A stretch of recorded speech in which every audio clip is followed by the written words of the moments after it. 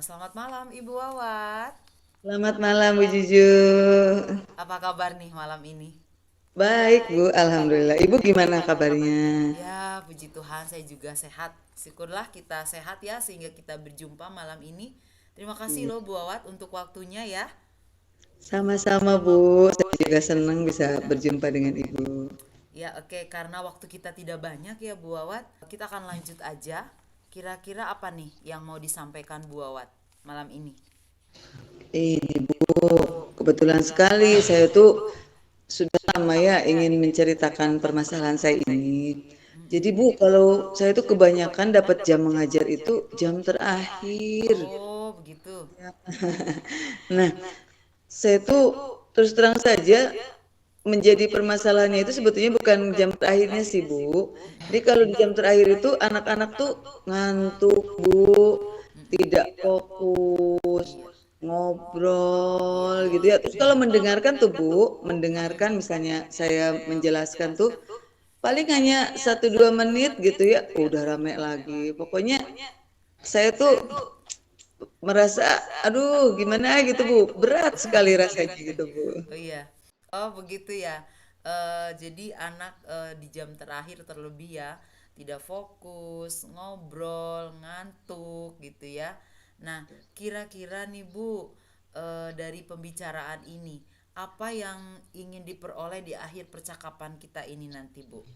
Ya, sebetulnya saya ingin sekali Bu, saya bisa menemukan solusi. Jadi saya tuh tetap gitu ya, walaupun mau di jam pertama Ya. ataupun di jam terakhir, ya anak-anak tetap belajar dengan fokus tadi ya. Kemudian bisa inilah ada komunikasi multi arah antara saya, siswa maupun dengan media pembelajaran gitu ya. Terus kemudian ya anaknya antusias Bu gitu. Oke. Senang gitulah, bahagialah gitu pembelajarannya Baik, berarti gitu. ada komunikasi multi arah. Anak-anak belajar dengan senang ya, menyenangkan gitu ya, pembelajaran yang menyenangkan ya, Bu Awat ya. Iya.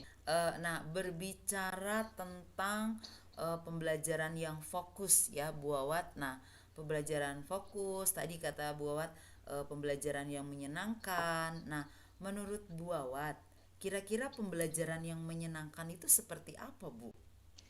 Yang pertama mungkin siswanya hadir Bu. Jadi bukan cuman eh, tubuhnya saja, Iya. tetapi ya jiwanya juga ada lah gitu di tempat itu, di kelas gitu ada.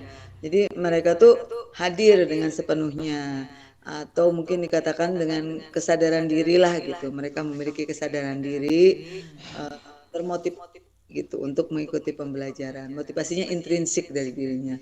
Kemudian juga dalam hubungan sosial itu mereka menghormati guru gitu atau menghormati orang lain yang sedang berbicara di depan gitu. Oke.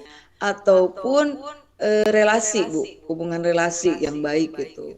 Ya. Dan juga sepertinya Bu, mereka tuh harusnya bertanggung jawab gitu Bu, tanpa harus saya iming-imingi apa nilai dan sebagainya. Mereka tanggung jawab sendiri gitu dengan Iya. memanage apa sih yang harus mereka lakukan gitu. Maksudnya yang saya bayangkan itu adalah pembelajaran yang bisa mengakomodir ini Bu, kebutuhan mereka. Pembelajaran yang berdiferensiasi gitu. Oh, wah, hebat ya Bu Awat sudah langsung bisa apa namanya menyikapi kalau saya perhatikan gitu ya.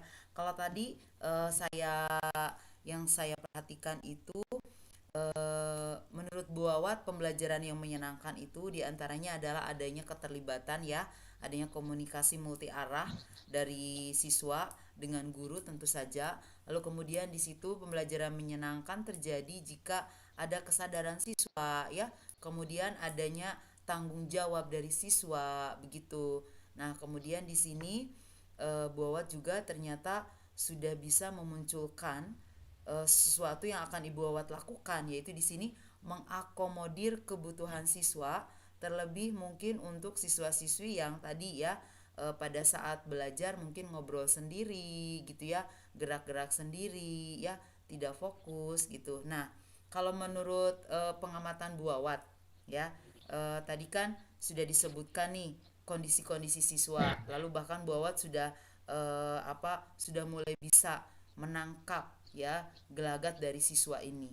Kira-kira jika kita melihat skala ya, sehubungan dengan tujuan yang ingin Ibu Awat capai tadi di awal, kalau diberi skala dari 1 sampai 10 ya, kalau 10 itu kan berarti Ibu Awat sudah memenuhi, nah kalau 0 itu tidak atau belum. Nah kira-kira Ibu mau memberi skala kondisi siswa itu berapa ya Bu? Kalau yang sekarang ini Bu, kalau yang kondisi ideal sekali Bu, Iya, ya mungkin yang ideal. 10 ya Bu ya, kondisi ideal tadi yang anaknya punya kesadaran sosial, punya kesadaran diri, bisa memanage dirinya, bertanggung jawab, lalu kemudian terakomodir minat mereka gitu ya, beban-beban apa yang mereka bawa, mereka pikul di ini beban pikiran mereka sendiri itu, dan juga keinginan mereka belajarnya seperti apa gitu. Mungkin itu level 10 lah Bu kalau yang seperti itu. Ya idealnya ya.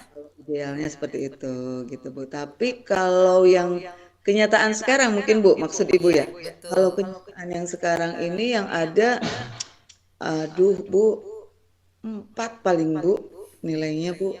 Oh, hanya Jadi 4 ya. 4 lah Bu kayaknya Ya. sepertinya begitu. Jadi kondisi anak yang level 4 itu, level 4 itu anak yang bagaimana? Iya Bu, jadi kondisinya itu kesadaran diri mereka tuh kurang Bu. Kesadaran diri kurang. Menurut Bu Awat, siswa-siswi yang bagaimana yang memiliki kesadaran diri dan kesadaran sosial itu kira-kira? Berarti kalau yang saya kategorikan siswa yang memiliki kesadaran diri itu ya Bu ya, bagi saya hadir gitu Bu, fokus, Ya. baik terlihat dari raut wajahnya ataupun dari ada antusias bertanya, mendengarkan, mencatat dan sebagainya itu hadir gitu Bu. Jadi bukan cuman raganya aja gitu. Di sini kan tadi di awal Ibu Awat ingin agar pembelajaran itu menyenangkan karena di akhir ya mengingat situasi siswa yang tidak fokus. Lalu tadi Bu Awat menyampaikan adanya kesadaran diri ya gitu. Nah, kira-kira kalau untuk menumbuhkan kesadaran diri, manajemen diri, bagaimana itu bisa dilakukan Bu Awat? Oke, begitu Bu.